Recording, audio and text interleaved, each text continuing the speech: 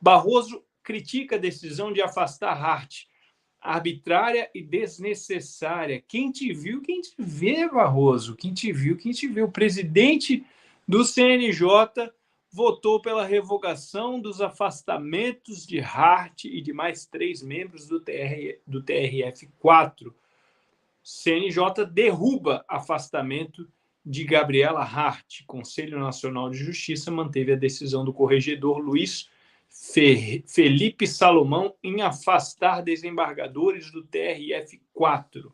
Está aí essa primeira pauta de hoje, tem a ver com essas questões jurídicas, então vou pedir permissão para hoje começar de forma mais aleatória ainda, né? Eu sempre começo aqui logo do meu ladinho aqui, mas eu vou começar... Opa, olha só! Gente, esse Breno é demais, olha o que ele fez aí. Então, eu vou começar com Cláudio Caivano aí, que tem propriedade para falar sobre o assunto. Passo o comentário para você, Caivano. Obrigado, Paulo. Olha só, eu tenho dito, inclusive escrevi um capítulo sobre isso, né, no meu novo livro, que eu trato como a morte da justiça, né? Aqui no Brasil, evidentemente, eu não tenho capacidade técnica para discutir nos Estados Unidos ou em qualquer outro lugar do planeta, eu discutir no nosso país. E me causa uma surpresa positiva, né, esse posicionamento do Barroso, e eu vou explicar. Porque de duas uma, ou ela realmente estava morta, ou ela foi usada na cadeira de rodas para ir ao banco. Não, brincadeira, foi só para chamar aquela matéria anterior que o Brasil não é para amador. Ela pode estar internada numa UTI, né, ligada a aparelhos que funcionam precariamente, numa unidade do SUS, em algum hospital, em algum carafundó do nosso país. Então, veja aí a precariedade a que ela está relegada, né? Então, eu coloco dessa maneira. E essa decisão do Barroso, para que a gente tenha noção, é uma decisão extremamente justa, né? Porque ele é membro do CNJ, como presidente do STF, e acabou por reverter a decisão no caso da Gabriela Hart, que estava lá, todo mundo sabe, na 13ª Vara de Curitiba, cuidando dos casos da Lava Jato, a mesma vara onde esteve Sérgio Moro anteriormente, e que condenou o atual... eu tenho vergonha de dizer isso, desculpa, gente, eu não vou falar não, tá? Mas vocês já sabem de quem eu estou falando, e que teve as sentenças anuladas pela mesma corte que hoje o Barroso é presidente.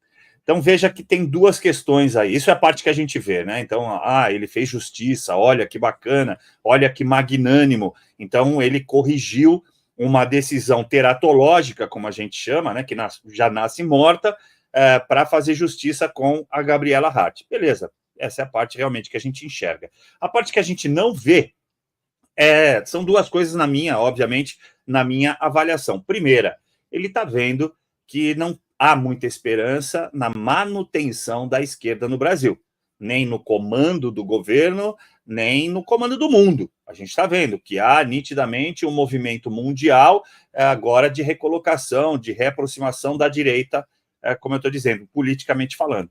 E a segunda questão há um aparente rompimento internamente de duas forças atuantes dentro do STF. Uma comandada por Gilmar Mendes, da qual o Alexandre de Moraes também faz parte, e outra que aparentemente o Barroso está tentando liderar.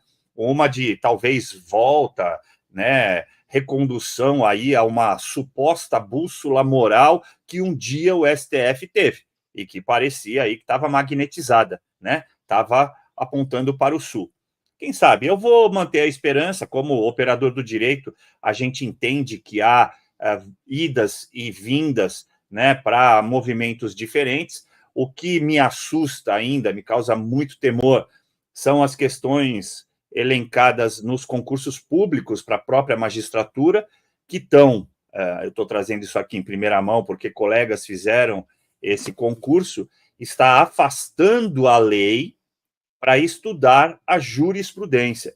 Então, a gente tem aí uma aproximação ao common law, que acontece nos Estados Unidos, né, que é aquelas questões envolvendo justamente jurisprudência, a forma como decidiu em alguns casos específicos, afastando a legislação. No passado, o juiz, aquele que fazia concurso público, ele tinha que demonstrar conhecimento da matéria, ou seja, da lei. E isso na ponta da língua, né? Sabendo, inclusive, os artigos de lei para ele poder citar. Parece que isso no Brasil virou de menos importância. Então, eu vou fechar desse jeito, concluir dessa maneira. Me causa uma surpresa, eu não esperava, mas é, nesse momento, uma surpresa positiva e espero que ele esteja indo num caminho e retroceda, coisa que acontece muito no Brasil, infelizmente. Obrigado, Caivano. Passo o comentário para o Rafael Sanzio. Estamos sem teu áudio, Rafa. Desculpa. Eu vou pegar o áudio do Caivano para falar sobre essa ressurgimento da direita. Por isso que tem esse desespero, não só aí no Brasil. Você viu que a gente vai falar nos próximos tópicos sobre o deputado Glauber, lá do PSOL, que ficou desesperado lá com um militante do MBL. A gente, tem o Silvio, como é o nome dele? O secretário dos Direitos Humanos, o ministro dos Direitos Humanos, o Silvio Almeida. Ele estava no podcast falando que o fascismo deve ser eliminado. Não existe democracia quando se trata de fascismo. Na cabeça dele, ele usa a mesma régua que a Basília, lá da CNN, que não sabe o que está escrito na bandeira do Brasil, né? E nem sabe que o Equador está na América do Sul. O Silvio Almeida, ele deixou muito claro que todo mundo que discorda das políticas dessa galera, eles vão ser perseguidos, eles vão ser eliminados. Aqui na Espanha também. O partido Vox, ele coloca aqueles quiosquinhos nas ruas, inclusive hoje eu estava passando e vi um quiosquinho deles. Aqui ainda não tem isso, né? Que o povo é bem católico assim, né? Bem brabo, né? Mas lá para o norte, onde o progressismo e o comunismo pega pesado mesmo, os caras sofrem risco de vida ali, porque os marroquinos, os africanos ilegais, que são usados como massa de manobra para tocar a revolução dessa galera, todos eles estão se tornando perigosos. E isso aí, cada vez mais, o desespero dessa gente está demonstrado. É a mesma coisa que está acontecendo com o Barroso. O Barroso está desesperado. Agora, imagina isso lá repercutindo nos Estados Unidos. O Paulo Figueiredo hoje está lá, está em Washington. Então, os juízes afastaram uma juíza responsável pelo julgamento do Lula. Mais um motivo para o Brasil ser bem mal visto e ser aberto uma punição para o Brasil, né? Não é isso que a gente quer, que o Brasil seja punido pelos Estados Unidos. Até porque isso não vai acontecer enquanto o Biden estiver no poder, né? Então, o que a gente vê, do meu ponto de vista, eu não trabalho com direito, essas coisas, pouco direito que eu sei é justamente o que eu estudei na faculdade, inclusive, eu vou ter outra matéria dessa aqui do direito espanhol, é justamente, a minha visão é justamente do óbvio. O Lula deixou muito claro que ele ia fuder o Moro, que ele ia perseguir cada um. Eu fico imaginando o Lula lá, que nem aquelas garotinhas, que nem a Arya Stark lá do Games of Thrones, que tem a lista de todo mundo que ele ia se vingar. Isso simplesmente é uma vingança. Esse mesmo promotor, esse mesmo juiz, que é o Salomão, ele desmonetizou o canal da Bárbara, ele fez outras coisas que não foi preciso análise nenhuma, foi algo monocrático. Agora o Barroso vem como salvador da praça. Você sabe que essa galera, eles dançam conforme a música, conforme o interesse deles.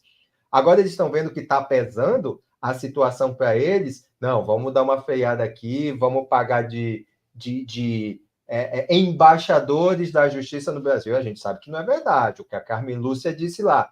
A democracia ela deve ser preservada, o livre discurso. Mas, nesse caso, vamos fazer uma censurinha aqui. Agora, imagina o que tem lá por detrás, lá, durante as eleições. E eu deixo muito bem claro, esse final de semana, o argentino fez uma live com o Agostinho Lage, que é o argentino que mora aqui em Madrid, falando justamente das eleições brasileiras. Todo mundo finge aí, os meios de comunicação, inclusive a Revista Oeste, finge que houve uma eleição clara, uma eleição limpa, e que o atual presidente, ele ganhou, mas, na verdade, tem muita coisa para ser mostrado. Eu não vou mergulhar ainda mais nisso, mas o que está acontecendo é justamente uma vingança. Só que para pagar de moço e parecer uma imagem muito mais bonita aqui fora, o Barroso, não. Vamos fazer justiça aqui. E a gente sabe que isso é pura aparência dessa galera aí do mal. Obrigado, Rafa. passo o último comentário dessa primeira pauta para o Rodrigo Cardoso.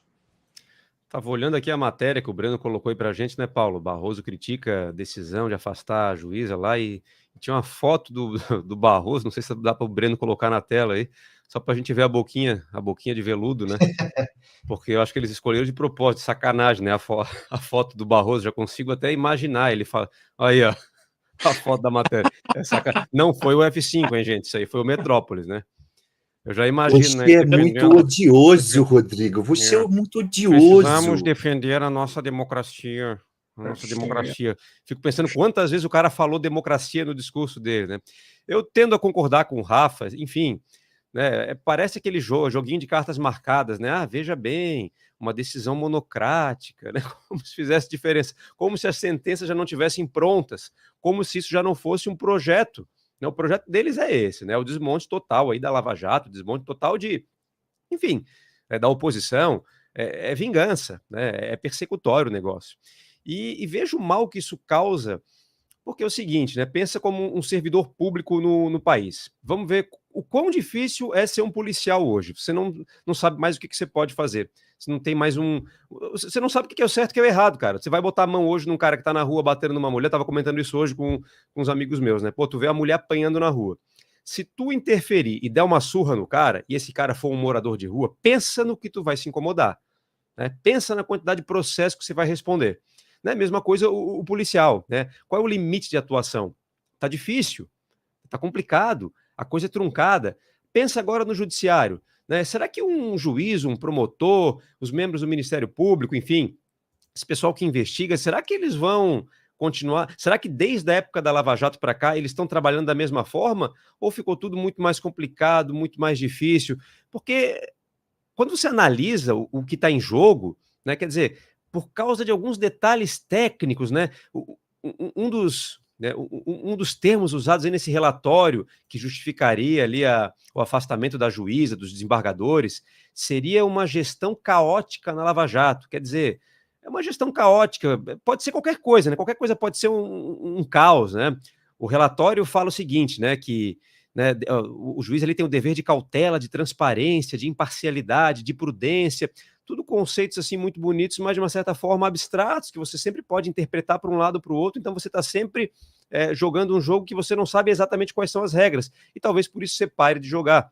E a gente viu a própria sociedade, o próprio estamento político, ele começou a se proteger, né, assim que a Lava Jato veio à tona, que teve, de fato, aquela espetacularização, aquela coisa midiática em cima. Então, eles já se protegeram, já criaram leis, abuso de autoridade, não pode isso, não pode aquilo, e a coisa está ficando complicada. Né? O excesso de burocracia está impedindo o Brasil de dar certo, de ter segurança jurídica. Isso reflete em todas as áreas. Né? A gente não está mais falando aqui só de, sabe, não é questão de direita, esquerda, a gente está falando em termos de Brasil, cara. Qual é a segurança jurídica que você tem aqui nesse país para fazer qualquer coisa? Para empreender, para constituir família, sabe, para ter uma ideia, para viver aqui, para estabelecer um planejamento de vida. Você não sabe o que pode, não sabe o que não pode. Né? O juiz ele está sendo afastado, está sendo preso, está, né? Sendo exilado, às vezes, por tentar fazer o seu trabalho, por tentar cumprir a Constituição. E, na verdade, a gente está num caldeirão assim, de coisas absurdas acontecendo, né? E a coisa vai se normalizando a tal ponto que, enfim... A gente tá vendo, a gente viu, né, nos últimos anos aí os bandidos serem soltos, né, os acordos de leniência aí, aquela palhaçada, né, os caras roubaram bilhões e não vão mais precisar pagar as multas, veja bem, faz tudo parte é tudo esse esquema, tá tudo pronto, né, então eu acho que essa intervenção aí do Barroso, muito pontual, né, porque afinal de contas outros desembargadores continuam afastados, né, isso acaba em pizza. Né? É igual o CPI no Brasil, né? Isso acaba em pizza. Eu acho que é mais um jogo de fumaça, mais uma cortina de fumaça.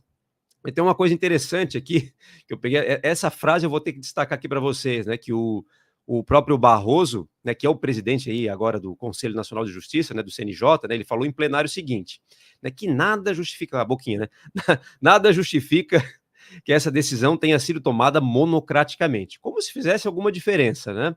Um verniz de legalidade. Não vai ser monocrático. O professor Olavo que falava, né?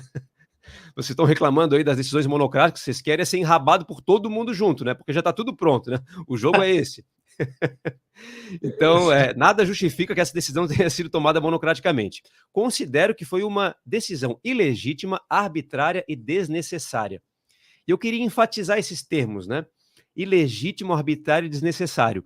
Eu não sei porquê, mas eu me lembrei dos 3 poderes no Brasil. Eu me lembrei do executivo, que é ilegítimo, me lembrei do judiciário, que é arbitrário, e do legislativo, que é desnecessário. Não sei se eu lembrei de alguma coisa, faltou lembrar de alguma coisa, né? Mas eu passo a bola aí. Perfeito. Perfeito.